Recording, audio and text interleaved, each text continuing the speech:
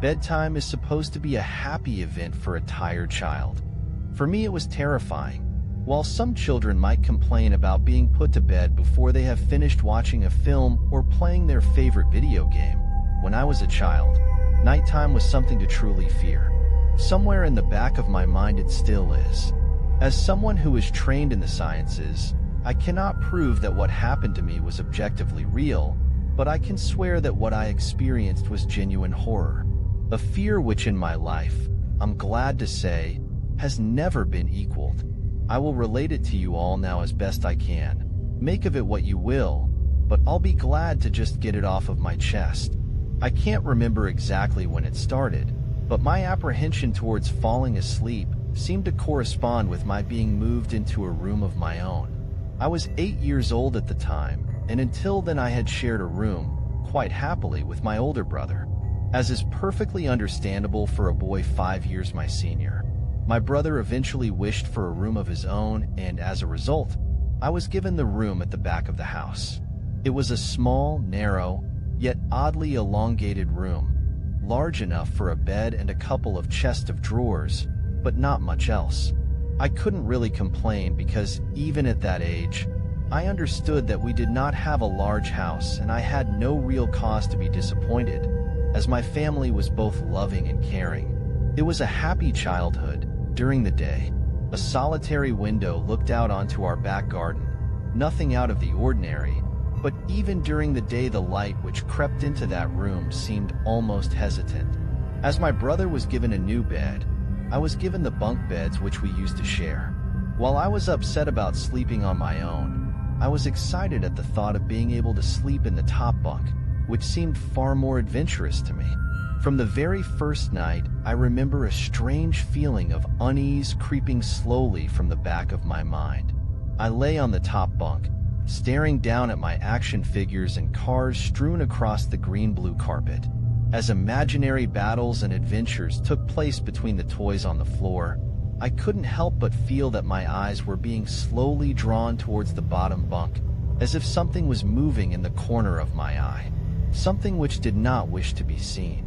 The bunk was empty, impeccably made with a dark blue blanket tucked in neatly, partially covering two rather bland white pillows. I didn't think anything of it at the time. I was a child, and the noise slipping under my door from my parents' television bathed me in a warm sense of safety and well-being. I fell asleep. When you awaken from a deep sleep to something moving or stirring, it can take a few moments for you to truly understand what is happening. The fog of sleep hangs over your eyes and ears even when lucid. Something was moving, there was no doubt about that. At first I wasn't sure what it was. Everything was dark, almost pitch black, but there was enough light creeping in from outside to outline that narrowly suffocating room. Two thoughts appeared in my mind almost simultaneously. The first was that my parents were in bed because the rest of the house lay both in darkness and silence. The second thought turned to the noise, a noise which had obviously woken me. As the last cobwebs of sleep withered from my mind, the noise took on a more familiar form. Sometimes the simplest of sounds can be the most unnerving: a cold wind whistling through a tree outside, a neighbor's footsteps uncomfortably close, or, in this case, the simple sound of bed sheets rustling in the dark. That was it. Bed sheets rustling in the dark, as if some disturbed sleeper was attempting to get all too comfortable in the bottom bunk. I lay there in disbelief, thinking that the noise was either my imagination, or perhaps just my pet cat finding somewhere comfortable to spend the night. It was then that I noticed my door, shut as it had been as I'd fallen asleep. Perhaps my mom had checked in on me, and the cat had sneaked into my room then. Yes, that must have been it. I turned to face the wall, closing my eyes in the vain hope that I could fall back to sleep. As I moved, the rustling noise from underneath me ceased.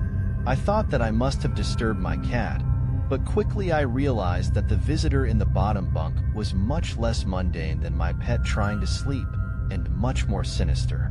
As if alerted to, and disgruntled by, my presence, the disturbed sleeper began to toss and turn violently, like a child having a tantrum in their bed. I could hear the sheets twist and turn with increasing ferocity.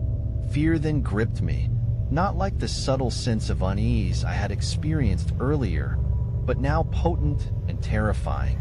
My heart raced as my eyes panicked, scanning the almost impenetrable darkness. I let out a cry. As most young boys do, I instinctively shouted on my mother. I could hear something stir on the other side of the house, but as I began to breathe a sigh of relief that my parents were coming to save me, the bunk beds suddenly started to shake violently as if gripped by an earthquake, scraping against the wall. I could hear the sheets below me thrashing around as if tormented by malice. I did not want to jump down to safety as I feared the thing in the bottom bunk would reach out and grab me, pulling me into the darkness, so I stayed there, white knuckles clenching my own blanket like a shroud of protection. The wait seemed like an eternity. The door finally, and thankfully, burst open, and I lay bathed in light while the bottom bunk, the resting place of my unwanted visitor, lay empty and peaceful. I cried and my mother consoled me. Tears of fear, followed by relief, streamed down my face. Yet, through all of the horror and relief, I did not tell her why I was so upset. I cannot explain it, but it was as though whatever had been in that bunk would return if I even so much as spoke of it, or uttered a single syllable of its existence. Whether that was the truth, I do not know, but as a child I felt as if that unseen menace remained close, listening. My mother lay in the empty bunk, promising to stay there until morning. Eventually my anxiety diminished. Tiredness pushed me back towards sleep, but I remained restless, waking several times momentarily to the sound of rustling bed sheets. I remember the next day wanting to go anywhere, be anywhere, but in that narrow, suffocating room. It was a Saturday and I played outside, quite happily with my friends. Although our house was not large, we were lucky to have a long sloping garden in the back.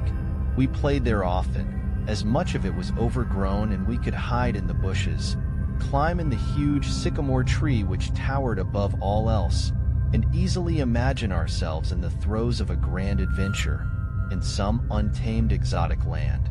As fun as it all was, occasionally my eye would turn to that small window, ordinary, slight, and innocuous. But for me, that thin boundary was a looking glass into a strange, cold pocket of dread. Outside, the lush green surroundings of our garden filled with the smiling faces of my friends could not extinguish the creeping feeling clawing its way up my spine, each hair standing on end. The feeling of something in that room, watching me play, waiting for the night when I would be alone, eagerly filled with hate. It may sound strange to you, but by the time my parents ushered me back into that room for the night, I said nothing. I didn't protest. I didn't even make an excuse as to why I couldn't sleep there. I simply and sullenly walked into that room, climbed the few steps into the top bunk, and then waited. As an adult, I would be telling everyone about my experience. But even at that age, I felt almost silly to be talking about something which I really had no evidence for. I would be lying, however, if I said this was my primary reason. I still felt that this thing would be enraged if I so much as spoke of it. It's funny how certain words can remain hidden from your mind, no matter how blatant or obvious they are. One word came to me that second night, lying there in the darkness alone, frightened, aware of a rotten change in the atmosphere, a thickening of the air as if something had displaced it.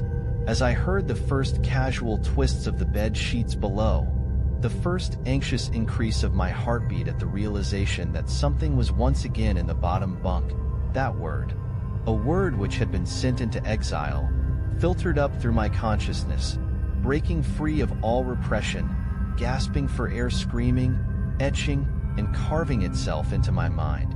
Ghost.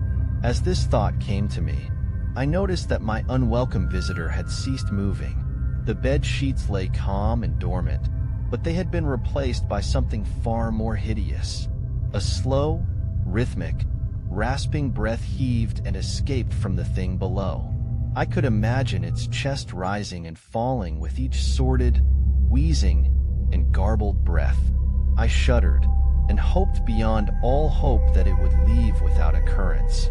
The house lay, as it had the previous night, in a thick blanket of darkness. Silence prevailed, all but for the perverted breath of my, as yet, unseen bunkmate. I lay there terrified. I just wanted this thing to go, to leave me alone. What did it want? Then something unmistakably chilling transpired. It moved. It moved in a way different from before. When it threw itself around in the bottom bunk, it seemed unrestrained, without purpose, almost animalistic. This movement, however, was driven by awareness, with purpose, with a goal in mind. For that thing lying there in the darkness, that thing which seemed intent on terrorizing a young boy, calmly and nonchalantly sat up. Its labored breathing had become louder as now only a mattress and a few flimsy wooden slats separated my body from the unearthly breath below. I lay there, my eyes filled with tears. A fear which mere words cannot relate to you or anyone else coursed through my veins. I would not have believed that this fear could have been heightened, but I was so wrong. I imagined what this thing would look like, sitting there listening from below my mattress, hoping to catch the slightest hint that I was awake. Imagination then turned to an unnerving reality.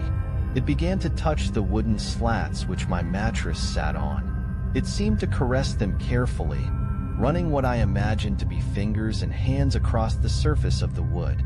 Then, with great force, it prodded angrily between two slats into the mattress. Even through the padding, it felt as though someone had viciously stuck their fingers into my side. I let out an almighty cry, and the wheezing, shaking, and moving thing in the bunk below replied in kind by violently vibrating the bunk as it had done the night before.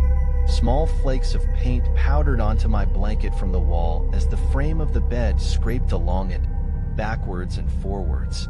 Once again I was bathed in light, and there stood my mother, loving, caring as she always was, with a comforting hug and calming words which eventually subdued my hysteria.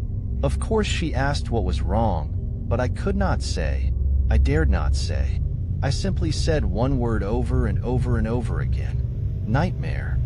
This pattern of events continued for weeks, if not months. Night after night, I would awaken to the sound of rustling sheets. Each time I would scream so as to not provide this abomination with time to prod and feel for me. With each cry the bed would shake violently, stopping with the arrival of my mother, who would spend the rest of the night in the bottom bunk, seemingly unaware of the sinister force torturing her son nightly. Along the way I managed to feign illness a few times and come up with other less than truthful reasons for sleeping in my parents' bed, but more often than not I would be alone for the first few hours of each night in that place. The room where the light from outside did not sit right. Alone with that thing. With time you can become desensitized to almost anything, no matter how horrific. I had come to realize that, for whatever reason, this thing could not harm me when my mother was present. I am sure the same would have been said for my father, but as loving as he was, waking him from sleep was almost impossible. After a few months, I had grown accustomed to my nightly visitor. Do not mistake this for some unearthly friendship. I detested the thing. I still feared it greatly, as I could almost sense its desires and its personality, if you could call it that. One filled with a perverted and twisted hatred, yet longing for me, of perhaps all things. My greatest fears were realized in the winter. The days grew short, and the longer nights merely provided this wretch with more opportunities. It was a difficult time for my family. My grandmother, a wonderfully kind and gentle woman, had deteriorated greatly since the death of my grandfather. My mother was trying her best to keep her in the community as long as possible. However, dementia is a cruel and degenerative illness, robbing a person of their memories one day at a time. Soon she recognized none of us, and it became clear that she would need to be moved from her house to a nursing home. before she could be moved. My grandmother had a particularly difficult few nights, and my mother decided that she would stay with her. As much as I loved my grandmother and felt nothing but anguish at her illness, to this day I feel guilty that my first thoughts were not of her, but of what my nightly visitor may do should it become aware of my mother's absence. Her presence being the one thing which I was sure was protecting me from the full horror of this thing's reach. I rushed home from school that day and immediately wrenched the bed sheets and mattress from the lower bunk, removing all of the slats and placing an old desk, a chest of drawers, and some chairs which we kept in a cupboard where the bottom bunk used to be.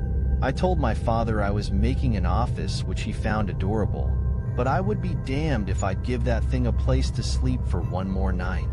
As darkness approached, I lay there knowing my mother was not in the house. I did not know what to do.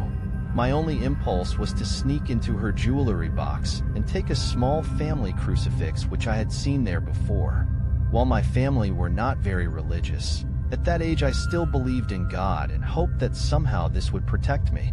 Although fearful and anxious, while gripping the crucifix under my pillow tightly in one hand, sleep eventually came, and as I drifted off to dream, I hoped that I would awaken in the morning without incidents.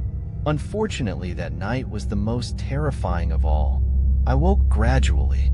The room was once again dark. As my eyes adjusted, I could gradually make out the window and the door and the walls, some toys on a shelf, and even to this day I shudder to think of it, for there was no noise, no rustling of sheets, no movement at all. The room felt lifeless. Lifeless, yet not empty. The nightly visitor, that unwelcome, wheezing, hate-filled thing which had terrorized me night after night, was not in the bottom bunk, it was in my bed. I opened my mouth to scream, but nothing came out. Utter terror had shaken the very sound from my voice. I lay motionless. If I could not scream, I did not want to let it know I was awake. I had not yet seen it. I could only feel it. It was obscured under my blanket. I could see its outline, and I could feel its presence, but I dared not look. The weight of it pressed down on top of me, a sensation I will never forget. When I say that hours passed, I do not exaggerate. Laying there motionless in the darkness, I was every bit a scared and frightened young boy. If it had been during the summer months, it would have been light by then, but the grasp of winter is long and unrelenting, and I knew it would be hours before sunrise, a sunrise which I yearned for. I was a timid child by nature, but I reached a breaking point, a moment where I could wait no more, where I could survive under this intimately deviant abomination no longer. Fear can sometimes wear you out, make you threadbare, a shell of nerves leaving only the slightest trace of you behind. I had to get out of that bed. Then I remembered the crucifix. My hand still lay underneath the pillow, but it was empty. I slowly moved my wrist around to find it, minimizing as best I could the sound and vibrations caused, but it could not be found. I had either knocked it off of the top bunk, or it had, I could not even bear to think of it, been taken from my hand. Without the crucifix, I lost any sense of hope. Even at such a young age, you can be acutely aware of what death is and intensely frightened of it. I knew I was going to die in that bed if I lay there, dormant, passive, doing nothing. I had to leave that room behind. But how?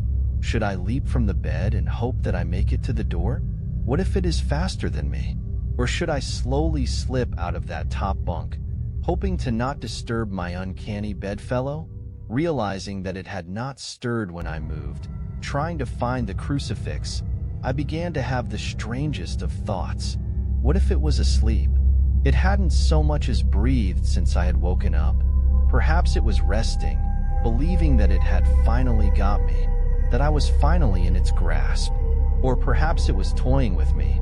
After all, it had been doing just that for countless nights, and now with me under it, pinned against my mattress with no mother to protect me, maybe it was holding off, savoring its victory until the last possible moment, like a wild animal savoring its prey.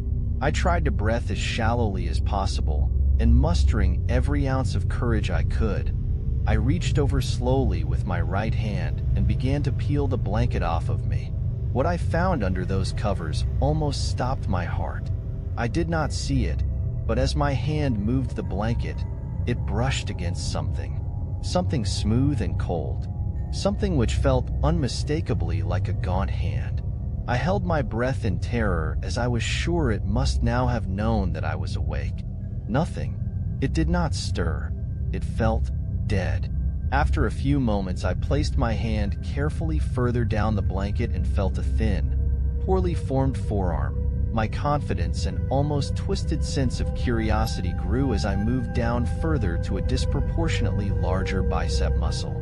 The arm was outstretched, lying across my chest, with the hand resting on my left shoulder as if it had grabbed me in my sleep. I realized that I would have to move this cadaverous appendage if I even so much as hoped to escape its grasp. For some reason, the feeling of torn, ragged clothing on the shoulder of this nighttime invader stopped me in my tracks. Fear once again swelled in my stomach and in my chest as I recoiled my hand in disgust at the touch of straggled, oily hair.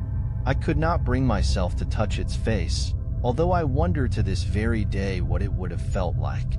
Dear God, it moved. It moved. It was subtle, but its grip on my shoulder and across my body strengthened. No tears came, but God, how I wanted to cry, as its hand and arm slowly coiled around me.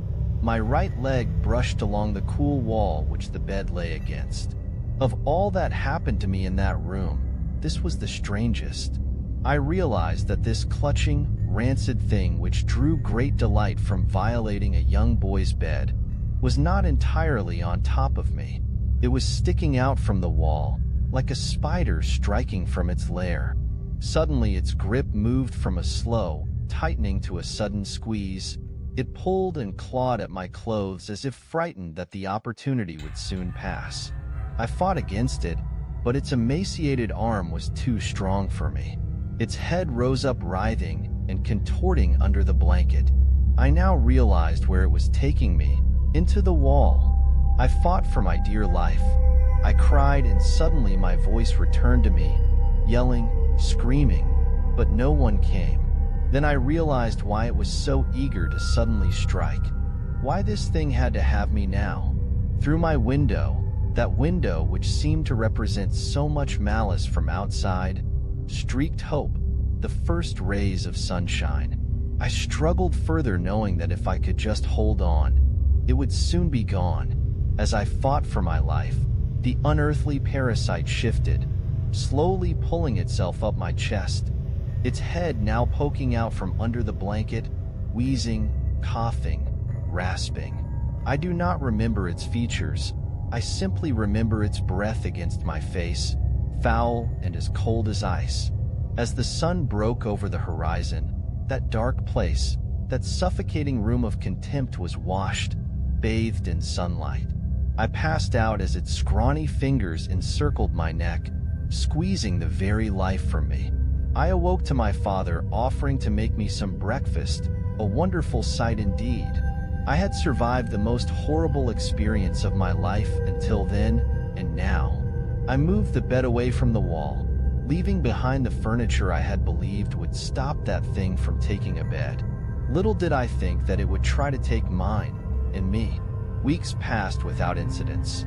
Yet on one cold, frost-bitten night I awoke to the sound of the furniture where the bunk beds used to be, vibrating violently. In a moment it passed. I lay there sure I could hear a distant wheezing coming from deep within the wall, finally fading into the distance. I have never told anyone this story before. To this day, I still break out in a cold sweat at the sound of bed sheets rustling in the night, or a wheeze brought on by a common cold, and I certainly never sleep with my bed against a wall. Call it superstition if you will, but as I said, I cannot discount conventional explanations such as sleep paralysis, hallucination, or that of an overactive imagination, but what I can say is this. The following year, I was given a larger room on the other side of the house, and my parents took that strangely suffocating, elongated place as their bedroom. They said they didn't need a large room, just one big enough for a bed and a few things. They lasted 10 days. We moved on the 11th.